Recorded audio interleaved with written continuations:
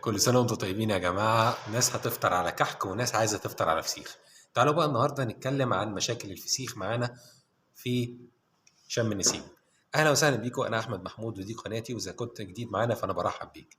أول حاجة يا جماعة لازم نعرفها، الفسيخ ما يعتبرش من الأسماك المملحة. الفسيخ بيندرج تحت قائمة الأسماك المخمرة.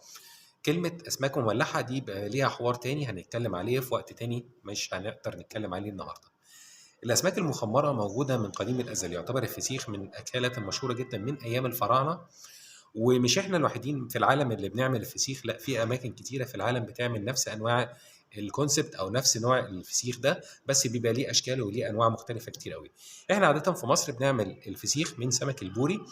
بنجيبه ما بننضفوش، بنسيبه مقفول زي ما هو، وبنحشي الخياشيم وبنحشي فتحة الفم بتاعته بالملح، الملح البحري، وبنقفله خالص، بنعزله عن الهواء، وبنقفل عليه في برميل او في صفيحه او في ايا كان الموجود متاح.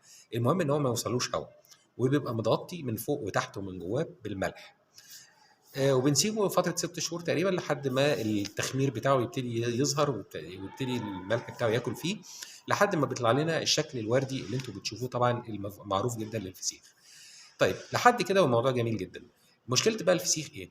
مشكله الفسيخ يا جماعه ان في وقت بيحصل فيه مشكله، ان الفسيخ ما بيبقاش في حتت تنكشف، او بيبقى مش مقفول من الهواء او معزول من الهواء بشكل كويس.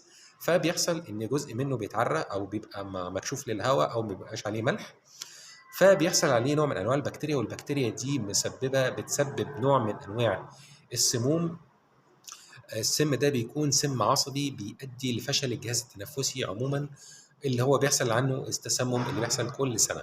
في ناس على فكره مش فارقه معاها لو الفسيخ بقى ب 1000 جنيه هتجيبه برضو، مش هيفرق معاها.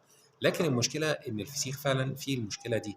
حتى لو احنا ضامنينه يا جماعه بلاش ناكل فسيخ، ممكن ناكل الرنجه لكن ما ناكلش الفسيخ، لان عليه ضرر. حتى يعني مدرأة للمفسده، يعني ان احنا حتى لو احنا ضامنينه فاحنا ندي حتى 1% ان ممكن يحصل فيه مشكله. الحاجه الوحيده اللي ممكن فعلا اطمن لك ان انت تاكل فيها فسيخ كويس، ان انت تعمله في الفاكيوم ماشين، او ان انت تعمله بكيس فاكيوم، ان انت تعزل عنه الهواء تماما. دي الحاجه الوحيده اللي ممكن اقول لك ان فيها الفسيخ يبقى امن.